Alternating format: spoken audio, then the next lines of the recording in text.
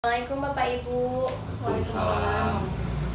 Masih kenalkah Bapak Ibu dengan saya? Oke. Kenal tuh Neng. Ya, Bapak Ibu, sekarang di sini saya akan melakukan penyuluhan yang kedua ya, ataupun bimbingan yang kedua kepada Bapak Ibu mengenai penyakit yang Bapak derita ya, yang Iya.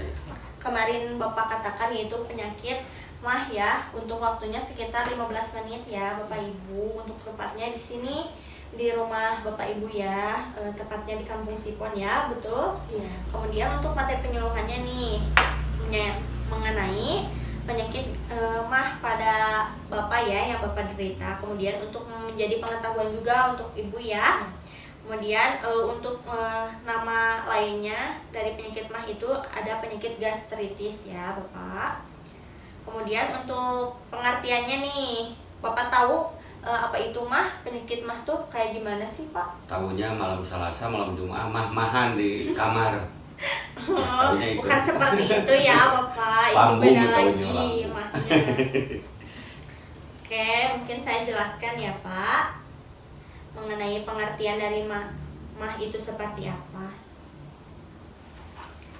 Nih Bapak, untuk pengertian dari mah itu sendiri atau biasa disebut dengan radang lambung nih ataupun tukak lambung, yaitu gejala penyakit yang menyerang pada lambung kemudian dikarenakan karena terjadinya luka ataupun peradangan pada lambung yang menyebabkan rasa sakit, mulas, dan perih pada perut ataupun juga dikarenakan karena kenaikan asam lambung juga itu bisa ya Pak. Untuk gambar lambung itu sendiri seperti ini ya Bapak Ibu. Kemudian kemarin Bapak mengatakan kalau misalkan sedang terasa sakit menyebabkan sesak ya Pak. Ya dikarenakan nih kalau misalkan tempatnya lambung itu di sini ya Ibu Bapak, di sebelah kiri.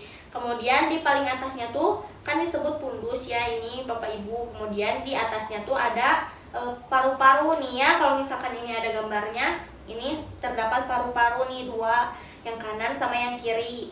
Kalau misalkan Bapak kalau misalkan lagi nyeri merasa sesak, itu juga karena ini tekanan asam lambungnya meninggi sehingga dapat menekan paru-paru pada Bapak sehingga dapat menyebabkan rasa sesak kepada Bapak ya, yang dapat Bapak rasakan seperti itu ya Bapak. Nih kalau misalkan lama-kelamaan si asam lambungnya terus naik, akan terjadi pengikisan pada dinding lambung sehingga dapat menyebabkan rasa nyeri ya Pak, atau biasa kita sebut ngurilit lah seperti itu ya, dan perih wae gitu ya Bapak Ibu. Kemudian nih untuk penyebabnya itu sendiri ada makan karena tidak teratur, itu yang paling utama ya, ataupun telat makan.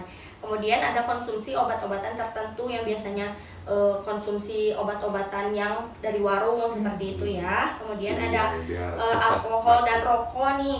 Rokok tuh, lagi ya, rokok nih. itu dapat menyebabkan asam lambung menjadi tinggi juga ya Pak, sehingga dapat menyebabkan mah. Kemudian ada konsumsi makanan yang bersifat asam ataupun pedas. Nih kalau misalkan dari segi psikis itu, misalkan Bapak mempunyai beban kerja yang sangat berat ataupun stres nih Bapak, kalau misalkan kata lainnya itu terus cemas, itu dapat menyebabkan asam lambungnya menjadi tinggi sehingga menyebabkan mah seperti itu ya. Kemudian ada infeksi bakteri tertentu. Stres tuh ya sering sekarang. Ya stres. Apalagi semenjak ada COVID. Iya. Stres Tidak terus. tenang ya Pak, takut tertular seperti apa. Takut tertular, perekonomian menurun. Ya, itu yang Jadi paling stres, utama ya Pak. Oke, ini untuk penyebabnya dari bisa tadi capek-capean, terus kebanyakan mengkonsumsi mie juga bisa ya, dan nih stres nih ya Bapak. Kemudian dari mah ataupun lambung yang Bapak derita bisa menyebabkan tukak lambung nih. Tukak lambung itu apa sih? Merupakan luka yang timbul pada saluran pencernaan ataupun lambung yang tadi karena asam lambungnya semakin tinggi sehingga akan menyebabkan pengikisan pada dinding lambung Bapak ya. Nih. Kemudian menyebabkan anemia juga nih ya Pak, dari komplikasi dari mah tersebut dapat menyebabkan anemia ataupun kekurangan darah nih, Pak. Kan tadi kemarin Bapak tekanan darahnya normal ya, normal 100/80. Kalau misalkan terus menerus dapat menyebabkan anemia Pak. Lagi taruhlah belum makan gitu. Nih ya. Perut kosong memang jadi pusing. Iya, seperti itu Pak. Jadinya tuh kan Kayak kurang darah gitu. ya gitu. dapat menyebabkan anemia tersebut. Kemudian nih yang paling seremnya juga dari dapat menyebabkan kanker lambung nih Pak. Jadi Bapak harus mengkonsumsi makan secara teratur ya Pak. Kan ngeri juga ya Pak kalau misalkan dapat menyebabkan kanker lambung ini ya Pak. Ya. Keluhan ataupun tanda dan gejala dari MAH ini yaitu rasa perih dan kembung di ulu hati nih di sini ya Pak. Apakah Bapak sering merasakan hal tersebut? Coba Iya, Pak. seul. Ya seul kalau misalkan bahasa Sundanya mah ya. Kalau misalkan nih selanjutnya merasakan mual dan muntah ya karena tekanan asam lambungnya yang tadi yang sangat tinggi sehingga dapat menekan ulu hati yang tadi ini ya. Kemudian ada pendarahan pada saluran cerna dikarenakan tadi pengikisan tersebut menyebabkan luka dapat menjadi berdarah nih si lambungnya itu. Kemudian nafsu makan menurun. Kemudian ada sering bersendawa ya karena si asam lambungnya tinggi. Kemudian ada kembung nih, perut terasa penuh ya.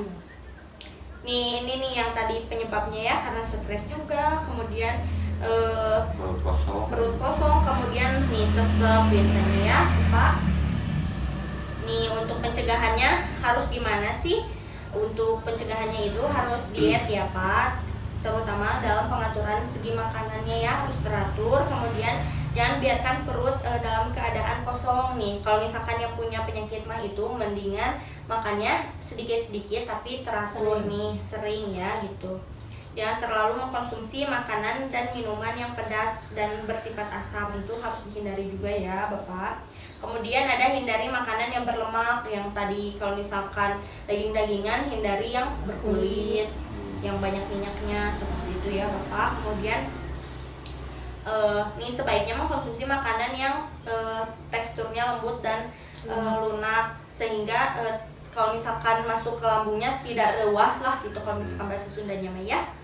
Kemudian ada sering minum air putih, itu yang paling penting ya Bapak. Kemudian ada kurangi mengkonsumsi kopi, teh ataupun soft drink yang berada di warung-warung ya. Karena kopi belum bisa berhenti. Ya kalau misalkan belum bisa berhenti itu bisa dikurangi ya Pak. Kalau misalkan Bapak sehari 3 kali bisa dikurangi jadi 2. Kalau bisa menjadi 1 hari sekali Sekarang udah saja. dikurangi, jadi sehari kadang 6 atau 7, biasanya kan 10 atau 12. Iya, kemudian ada nih porsi makanan yang sebaiknya tidak terlalu banyak tetapi sedikit, tetapi frekuensinya sering yang tadi saya sudah jelaskan ya Pak. Kemudian bila harus mengkonsumsi obat-obatan penahan nyeri ataupun analgetik nih Bapak kemarin-kemarin suka minum analgetik gak Pak? Obat nyeri gitu. enggak, paling yang praktis obat mah. Iya, yang ada di warung ya. Iya. Itu harus misalkan sebelum makan harus makan itu dulu ya, baru makan ya Pak.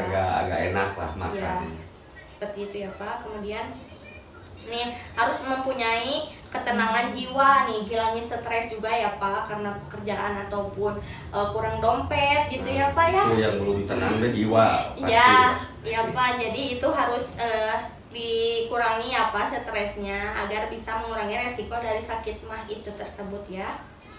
Nih yang tadi saya sudah jelaskan, perbanyak minum air putih, kemudian makanannya tercukupi, kemudian nih hindari soft drink yang biasanya di warung-warung ya. Kemudian no smoking nih Bapak ya. Kemudian kalau misalkan Bapak tidak bisa berhenti merokok bisa dikurangi ya Pak. Soft drink dikurangi, nggak kebeli, air putih gratis. Iya gratis ya Pak, bisa di rumah saja. Sop buah udah jarang karena nggak ada uang. Iya.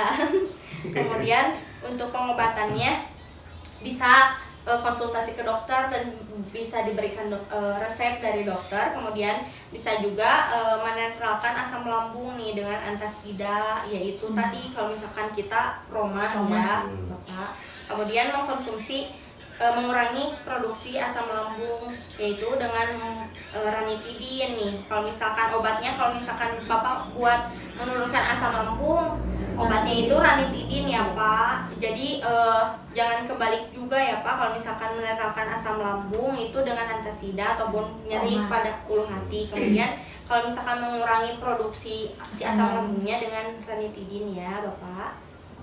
Oke, mungkin sekian ya Pak Ibu untuk penjelasan dan bimbingan untuk kali ini. Nih saya mau bertanya, apakah Bapak masih mau mengkonsumsi rokok, kopi yang dapat menyebabkan simah tersebut atau misalkan bisa dikurangi nih Pak? Kalau laki-laki pasti kopi sama rokok. Susah berhenti. Susah berhenti ya Pak. Kalau mengurangi sih mungkin dikit-dikit bisa. Mungkin dikurangi saja ya Pak. Oke. Kalau mengurangi soft drink terus minuman-minuman yang mahal pasti bisa karena Ya. faktor keuangan. Ya. Baik Pak, mungkin apakah ada yang ingin ditanyakan oleh Bapak Ibu?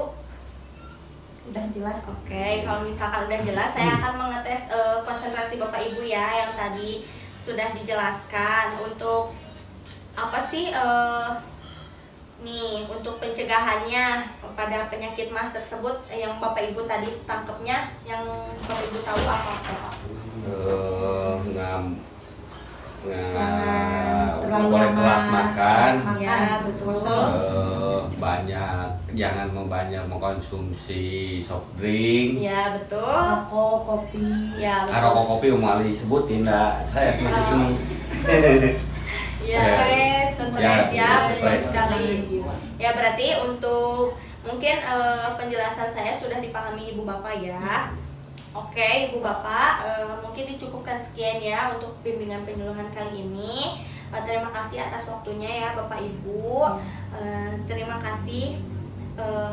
Wabillahi taufiq wal hidayah. Wassalamualaikum warahmatullahi wabarakatuh. Waalaikumsalam.